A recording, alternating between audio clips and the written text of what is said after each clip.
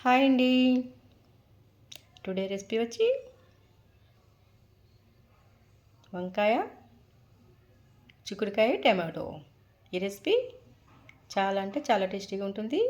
Process చూద్దాం పదండి. అందుకోసం పావు కిలో చిక్కుడుకాయలు, 100 గ్రామ్స్ వంకాయలు, 2 ఆనియన్స్, 2 టమాటోలు, 3 పచ్చిమిర్చి, అల్లం వెల్లుల్లి పేస్ట్, కరివేపాకు, కొత్తిమీర. చిక్కుడుకాయలు ముక్కలు కట్ చేసుకోవాలి, వంకాయలు ముక్కలు కట్ చేసుకోవాలి, టమాటాలు ముక్కలు కట్ చేసుకోవాలి, ఆనియన్స్ ముక్కలు కట్ చేసుకోవాలి, పచ్చిమిర్చి ముక్కలు కట్ చేసుకుని కరివేపాకు, కొత్తిమీర, అల్లం వెల్లుల్లి పేస్ట్ రెడీ పెట్టుకోవాలి. తర్వాత స్టవ్ ఆన్ చేసి కళాయి పెట్టి కళాయి వేడెక్కాక 2 స్పూన్స్ ఆయిల్ వేద్దాం. 50 గ్రామ్స్ ఆయిల్ వేయాలి. ఆయిల్ వేడెక్కాక జీలకర్ర ఆవాలు వేసి ఫ్రై చేద్దాం. జీలకర్ర ఆవాలు ఫ్రై అయిన తర్వాత పచ్చిమిర్చి వేసి ఫ్రై చేద్దాం. 3 పచ్చిమిర్చి ముక్కలు కట్ చేసుకున్నాం కదా, అవి వేసి ఫ్రై చేద్దాం. ఇవి ఫ్రై అయిన తర్వాత ఉల్లిపాయ ముక్కలు వేసి ఫ్రై చేయాలి. ఉల్లిపాయ ముక్కలు, కరివేపాకు వేసి ఫ్రై చేయాలి.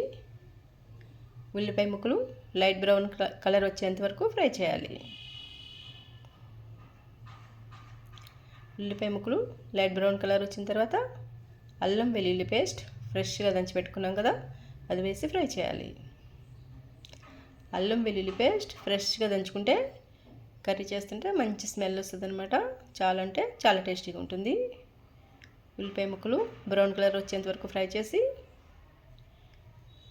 ఇలా బ్రౌన్ కలర్ వచ్చిన తర్వాత ఉల్లిపాయలు, చిక్కుడుకాయలు వేసేసి చిక్కుడుకాయ ముక్కలు వేసి ఫ్రై చేయాలి. చిక్కుడుకాయ ముక్కలు పచ్చివాసన పోయేంత వరకు బాగా ఫ్రై చేయాలి. చిక్కుడుకాయ ముక్కలు ఇలా ఫ్రై చేస్తుంటే పసర వాసనలాగా వస్తాయి. ఈ పసర వాసన పోయేంత వరకు బాగా ఫ్రై చేయాలి.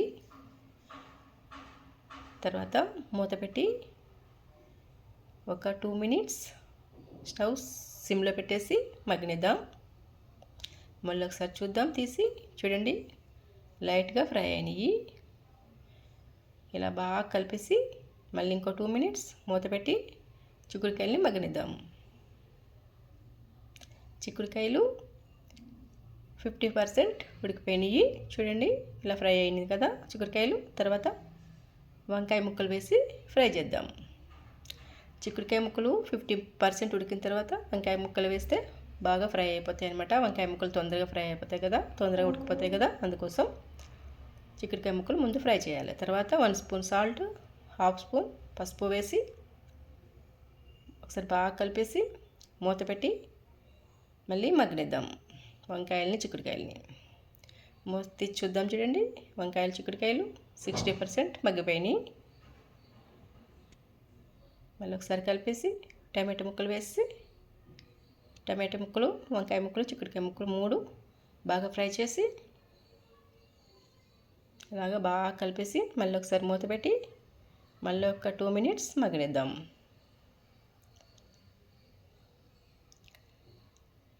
చూడండి, మూత తీసి చూద్దాం.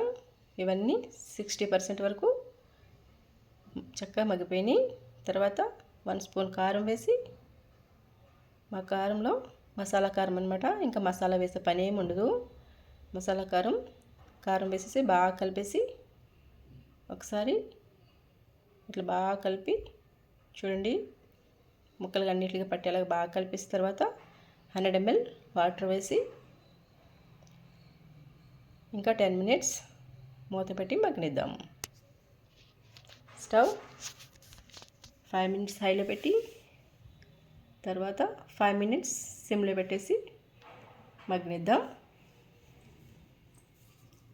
చూడండి, 10 మినిట్స్ వరకు చూద్దాం. కర్రీ 80% రెడీ అయిపోయింది. ఒకసారి బాగా కలిపి చూడండి, 80% రెడీ అయిపోయింది అనమాట కర్రీ. బాగా కలిపేసిన తర్వాత పైన కొత్తిమీర చల్లేసి